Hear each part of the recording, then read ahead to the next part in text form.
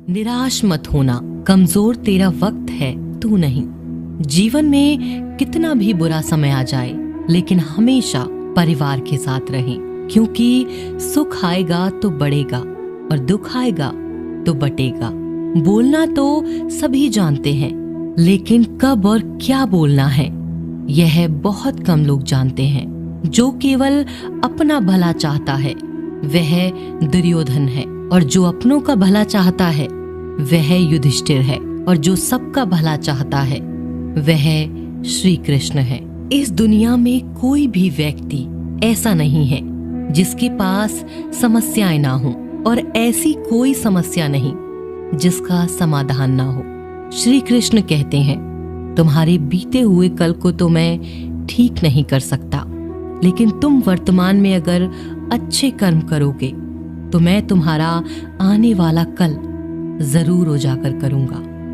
कुदरत ने दो रास्ते रखे हैं, देकर जाओ या तो छोड़कर जाओ। अपने साथ ले जाने की कोई व्यवस्था नहीं, लेकिन फिर भी मनुष्य समझता नहीं।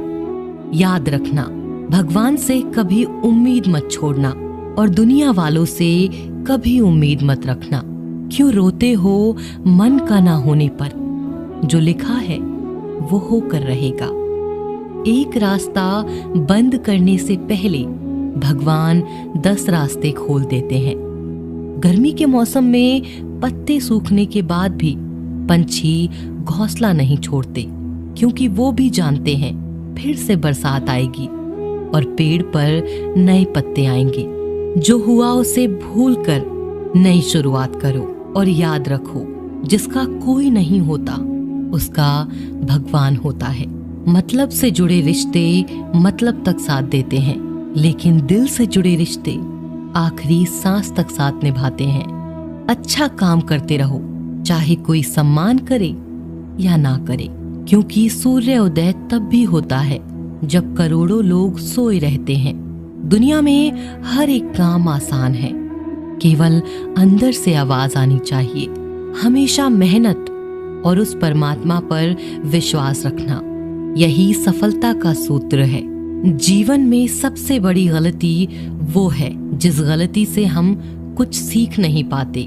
जो व्यक्ति अपने मन को काबू में कर सकता है वो जिंदगी में कुछ भी कर सकता है।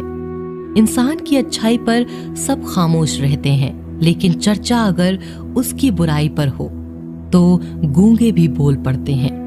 झूठी बातों पर तो लोग आपके वाह वाह करेंगे, वही लोग आपको तबाह करेंगे। बुरे से बुरा क्या ही होगा, हम यह तो हमेशा ही सोच लेते हैं, मगर अच्छे से अच्छा क्या होगा यह हम कभी नहीं सोचते। जो ईश्वर रात को पेड़ पर बैठे पक्षियों को भी कभी गिरने नहीं देता, तो सोचो वो तुम्हें अकेला और बेसहारा कैसे छोड़ सकता है। आज के जमाने में कोई अपना नहीं होता, सिर्फ लोग तब तक साथ देते हैं जब तक उनका स्वार्थ होता है। अगर कोई अकेला है तो इसका मतलब यह नहीं कि उसे कोई पसंद नहीं करता, बल्कि वो अकेला इसीलिए है क्योंकि उसने दुनिया की औकात जान ली है। एक दिन एक व्यापारी सुबह अपने घर से निकला। घर से निकलते ही एक बिल्ली ने उस व्यापारी का मार्ग काट दिया। व्यापारी घबरा गया और घर चला गया और उस शुभ घड़ी की प्रतीक्षा करने लगा। और जब वह अपने घर से निकला तो वह वाहन वहां से जा चुका था, जिसे वह राजा तक पहुंचकर उन्हें भेंट देना चाहता था। राजा तक पहुंचने के लिए उसे बहुत समय लग गया, और जब वो राजा के पास पहुंचा तो राजा बहुत क्रोधित हुआ। उसने उस व्यापारी का व्यापार बंद करवा दिया। इस कारण व्यापारी क्रोधित होकर घर पर अपनी पत्नी से लड़ बैठा, और पत्नी अपने बच्चों समेत अपने मायके चली गई। और उस व्यापारी के जीवन में यदि कुछ रह गया था तो केवल अंधकार, और इन सब का कारण वह उस बिल्ली को मानता रहा जिसने उसका रास्ता काटा था। ऐसा ही एक दूसरा व्यापारी राजा को भेंट देने निकला। उस व्यापारी का भी मार्ग एक बिल्ली ने काट दिया। वह व्यापारी भी थोड़ा घबराया, परंतु उसने आगे बढ़ना उचित समझा और वो राजा के पास सही समय पर पहुंचकर उसने राजा को प्रसन्न किया और राजा ने व्यापारी को अपना व्यापार बढ़ाने की अनुमति दी। स्वर्ण आभूषण दिए। व्यापारी घर पर पहुंचा और उसने वो आभूषण अपनी पत्नी को दिए और अपने बच्चों के लिए वह नए कपड़े भी ले गया। उसके घर चारों तरफ प्रसन्नता थी। इन दोनों व्यापारियों के साथ एक ही घटना हुई, परंतु दोनों की प्रतिक्रियाएं अलग थीं। ऐसा ही हमारा जीवन है। जब हमारे जीवन में भी कई समस्या आती हैं, परंतु उससे कई अधिक महत्वपूर्ण हमारी प्रतिक्रिया है, हमारे सोच का प्रभाव है, क्योंकि यही हमारे जीवन को आकार देते हैं। इसीलिए अपनी सोच को सकारात्मक रखिए। आपका जीवन सदैव आनंद में रहेगा। उस प्रेम पर विश्वास मत करो जिसमें भगवान कृष्ण भी हार गए। उस मित्रता पर गर्व करो जिसमें गरीब सुदामा भी जीत गए।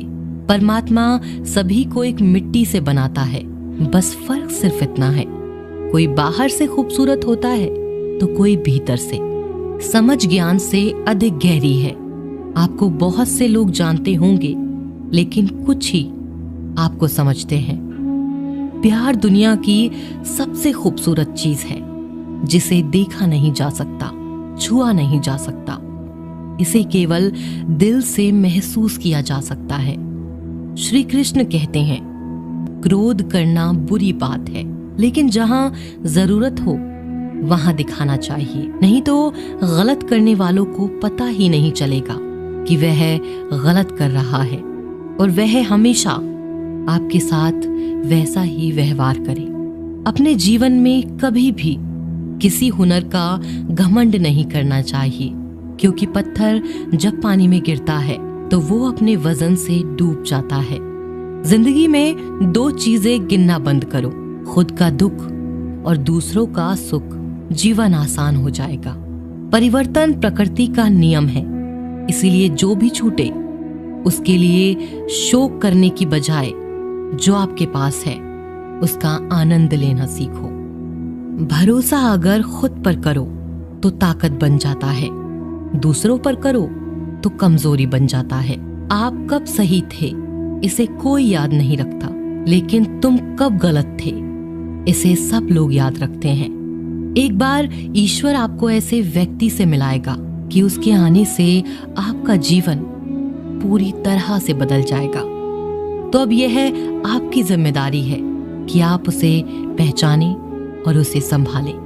कुछ रिश्तों के नाम नहीं होते, जबकि कुछ रिश्ते सिर्फ नाम के होते हैं। छोटी सी उंगली से पूरा गोवर्धन पर्वत उठाने वाले श्री कृष्ण, पर वो बांसुरी को दोनों हाथों से पकड़ते हैं। बस दोनों में इतना सा अंतर है, पराक्रम और प्रेम का। आपसी संबंधों में पराक्रम नहीं, प्रेम दिखाइए। बच्चों के लिए उस कर्ज को चुकाना मुश्किल है जो उनके माता पिता ने उन्हें बड़ा करने के लिए किया है। मैं तेरा छोटा बड़ा, अपना पराया, मन से मिटा दो, फिर सब तुम्हारा है और तुम सबके हो। जो होने वाला है वो होकर ही रहता है, और जो नहीं होने वाला वह कभी नहीं होता। ऐसा निश्चय जिनकी बुद्धि में होता है उन्हें चिंता कभी नहीं सताती। बच्चों के लिए उस कर्ज को चुकाना मुश्किल है जो उनके माता पिता ने उन्हें बड़ा करने के लिए किया है। अकेले खड़े रहने का साहस रखो। दुनिया ज्ञान रोज देती है, लेकिन साथ कभी नहीं देती। किसी का अच्छा ना कर सको तो बुरा भी मत करना, क्योंकि दुनिया कमजोर है, दुनिया बनाने वाला नहीं। धरती पर जिस प्रकार मौसम में बदलाव आता है, उसी प्रकार जीवन में भी सुख दुख आता रहता है। जो हुआ वह अच्छा हुआ, जो हो रहा है वो भी अच्छा ही होगा। गीता में लिखा है, जब इंसान की जरूरत बदल जाती है तब इंसान के बात करने का तरीका भी बदल जाता है। श्री कृष्ण कहते हैं, जिस व्यक्ति को आपकी कद्र नहीं, उसके साथ खड़े रहने से अच्छा है आप अकेले रहें। मनुष्य ने जितना कुछ सीखा है वह उसके प्रमाण पत्र से पता चलता है, लेकिन कितना कुछ उसने समझा है वह उसके संस्कारों से पता चलता है।